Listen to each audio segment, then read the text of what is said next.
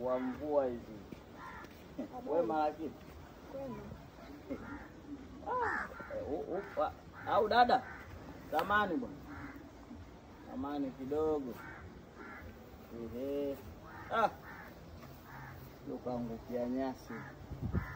Nashangaa panzi wanaumia. Vita vya binadamu na kwa furaha. Na kwaje ule msemo? Sijui na inakuwa nini? Vita vya panzi. Swali lagi. Kuna barabara changamoto. Hii changamoto. Kwani ile ya kule juu ndo maji yamejaa au imekuwa? Kule ndo kupitiki kabisa kakaangu. Bora hata huko yani kule ukikanya gacho umetoka hiyo. Topo. Basi ndo maana naona njia hii watu wengi wanakuwa wanapita pita hii.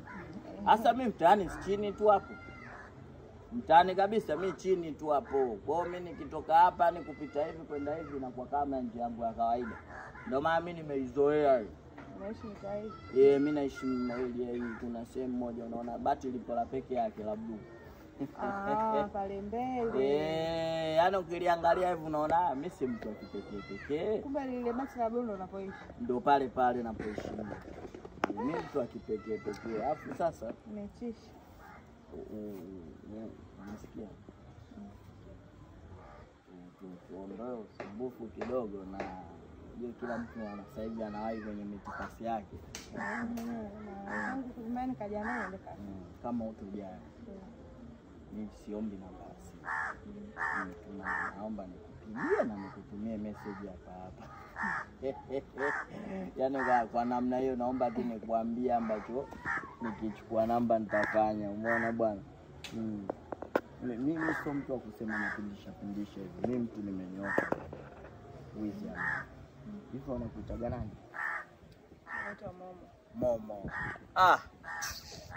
Momo wake. Momo kama Momo. Momo sema za kweli mimi nimekuelewa. Huko sio. Mimi nimekuelewa. Na fall in love. Ziwei tu unavyoshuka kulima. Unaona bwana? Na ulivyokuwa unakipandisha. Yaani mwanamke fulani ambaye sio mchovu, unajituma kuanzia kwenye kutembea, sijajua kwenye mambo mengine. Yaani mimi nijifiche bwana Momo.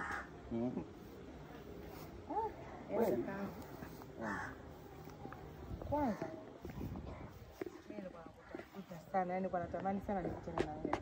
Mimi? Wewe. Unajua? Mimi nakujua. Hivi kaka mfanana kwanza. Mbona nijua? Nakujua. Momo bwana. Nakujua unakujaga sana ofisini kwangu.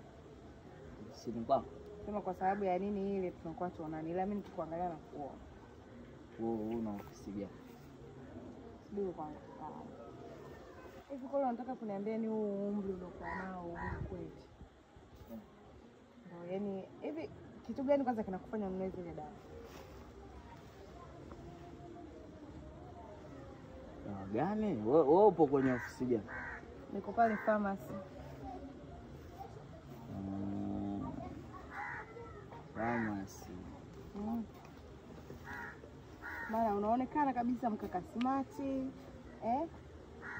Kwenye yale mambo yetu ndio unaonekana yani bado kabisa nguvu zipo nyingi. Sasa zile dawa za kuongeza nguvu unanunua za nini kaka yangu wakati unaonekana hivi? Mwanaume.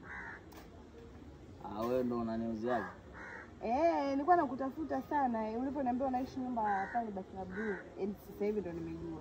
Ningekuwa najua siku zote ningekuwa nishakuja pale kuuliza kwa nini unapenda kununua hizo dawa wakati mzee wako bado. Zile sinazo anasema nani? Kuwapanya na kuoverdose. Kutegea panya hivi ukawekea kwenye chakula kama ugali na nini. kama kakaangu, mimi nafanya kazi za kamati. Kwa hiyo hayo mambo nayajua sana. Kwa nini usiache kutumia? Zile dawa zina madhara. Yaani mimi unaona kama mimi labda ndo natumiaga. Kuna muda natumwa.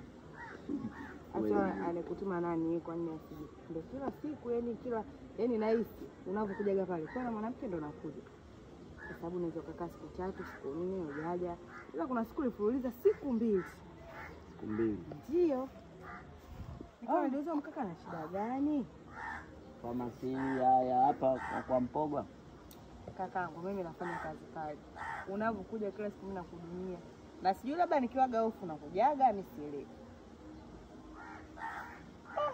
Mimi kweli yani ukisema labda kwa sababu maisha yako na kufanana ujue.